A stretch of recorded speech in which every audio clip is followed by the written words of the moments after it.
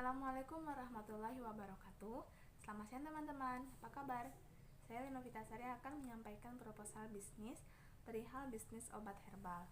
Yang pertama adalah latar belakang. Yang pertama adalah masyarakat Indonesia sejak dahulu telah mengenal dan memakai tanaman obat sebagai salah satu upaya penanggulangan masalah kesehatan. Sebelum pelayanan kesehatan formal dengan pengobatan modern menggunakan obat farmasi dikenal masyarakat. Industri pengolahan mengolah tanaman obat sehingga mempunyai nilai tambah.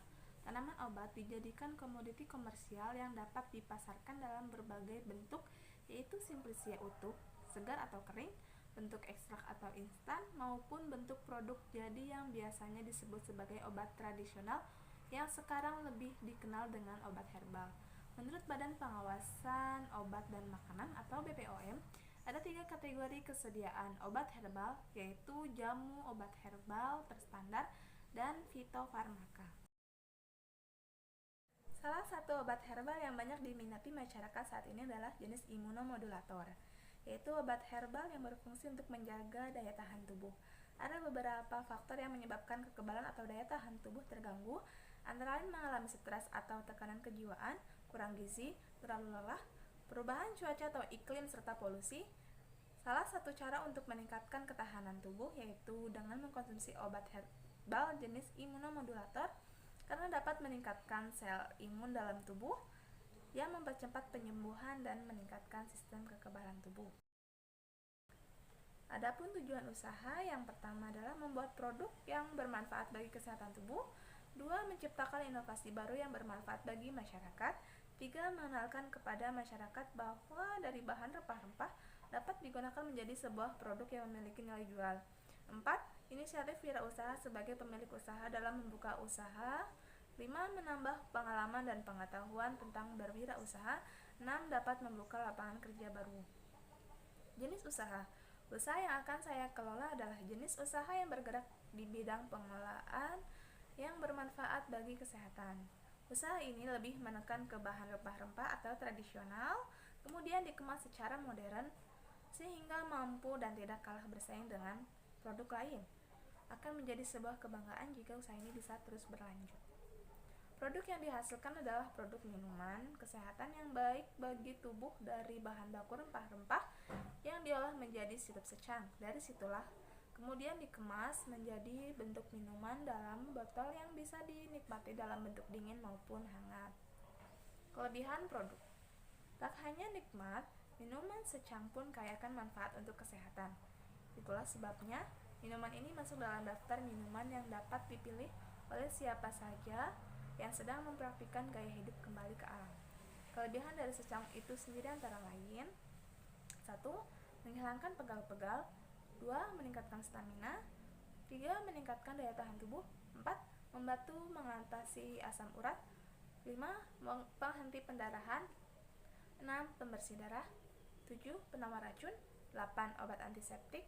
9. Mengatasi nyeri menstruasi dan lain-lain. Adapun analisis kelayakan usaha, salah satunya adalah analisis SWOT. Yang pertama adalah analisis strength atau kekuatan. Harga yang cukup terjangkau untuk kalangan masyarakat. Ada kualitas minuman herbal secang sangat baik karena semua bahan baku dari rempah-rempah asli tanpa bahan pengawet.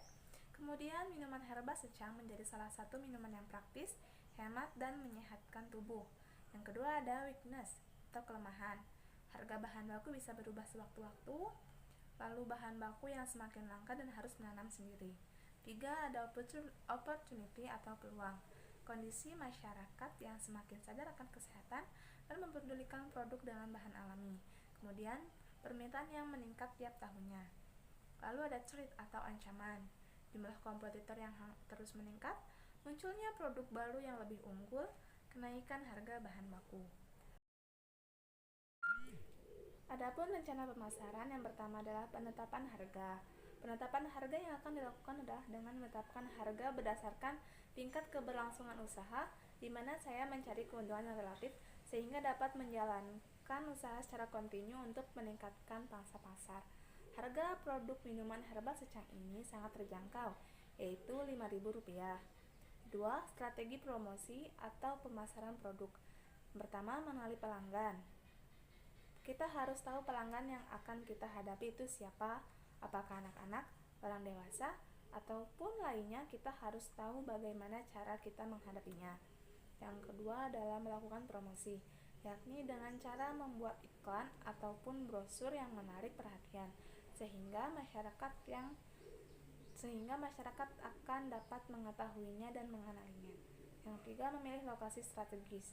Kita akan mencari dan menggunakan tempat yang sekiranya mudah dijangkau oleh masyarakat luas. Kemudian, menjalin ikatan baik terhadap konsumen.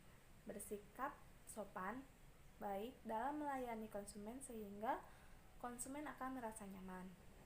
Lalu, bagi-bagi produk sampel. Membagikan sampel gratis sekaligus berbarengan dengan menawarkan promo yang sedang berjalan agar membuat daya tarik bagi calon konsumen. Jika memang pembeli menyukai rasanya, pasti akan langsung tertarik untuk membeli produk kita. Lalu, menggunakan barang promosi. Selain dengan cara pemasaran di atas, cara dengan menggunakan barang promosi juga bisa dijalankan. Misalnya beli 3 pieces, bonus gantungan kunci, beli 2 pieces gratis bawa poin, dan lain-lain. Lalu yang terakhir, menggunakan media sosial atau internet marketing. Kita bisa memanfaatkan media sosial seperti WhatsApp, Instagram, Facebook, dan lain-lain untuk mempromosikan dan memperkenalkan produk usaha kita, sehingga produk juga akan semakin luas dilihat banyak orang. Adapun rencana keuangan, yang pertama adalah biaya tetap atau fixed cost dalam 1 tahun. Ada kontrak toko senilai Rp2.500.000, kursi, meja, lemari, dan etalase senilai Rp4.000.000, peralatan memasak senilai Rp2.000.000, kulkas Rp3.000.000, lap tangan, tempat sampah, ember Rp60.000, bola lampu Rp100.000, dan di total ada Rp11.660.000. Yang kedua adalah biaya variabel atau variable cost per bulan. Ada jahe emprit senilai Rp100.000, kayu secang Rp100.000, kayu manis Rp50.000, gula pasir Rp80.000, cengkeh Rp50.000, serai Rp50.000, gas Rp300.000, botol dan label senilai Rp3 juta, dan di total adalah Rp3.730.000. Yang ketiga adalah biaya operasional per bulan. Transportasi, listrik, air, dan lain-lain Rp600.000, biaya promosi Rp200.000, gaji 4 karyawan Rp2.880.000, dan di total adalah Rp3.680.000. Yang keempat adalah total biaya atau total cost, yaitu Rp11.660.000, Rp3.730.000, Rp3.680.000, dan di total adalah Rp19.070.000. Yang kelima ada pendapatan. Target penjualan minuman herbal secang per hari kurang lebih 10 box. Dalam satu box terdiri dari 10 pieces, seharga Rp50.000. Waktu berjualan Senin sampai dengan Minggu. Dalam sebulan menjual 280 box atau 2.800 pieces minuman herbal secang. Berikut rinciannya. Pendapatan harian Rp5.000 dikali 10 pieces dikali 10 box sama dengan Rp500.000. Pendapatan bulanan Rp500.000 dikali 30 hari sama dengan Rp15 juta. Laba bersih per bulan Rp15 juta dikurangi Rp7.410.000 sama dengan Rp7.590.000. Adapun struktur organisasi yaitu ada pemilik, lalu keuangan, bagian pemasaran, produksi, dan bagian distribusi. Yang terakhir adalah penutup. Demikian proposal ini saya susun dengan harapan permohonan pendirian usaha yang saya dirikan dapat dikabulkan. Pembuatan proposal ini bertujuan untuk memperluas wawasan dan ilmu pengetahuan tentang peluang dalam dunia usaha. Selain itu, saya mendirikan usaha minuman herbal secang ini juga mempunyai tujuan untuk membantu pemerintah mengurangi pengangguran di era krisis global seperti sekarang ini. Dalam pembuatan proposal ini tentunya masih banyak kekurangan. Untuk itu, saya mengharapkan kritik dan saran yang bersifat membangun guna lebih baiknya penyusunan proposal yang selanjutnya.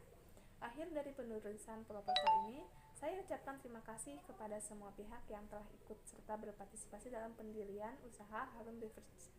Dan terima kasih juga atas terkabulnya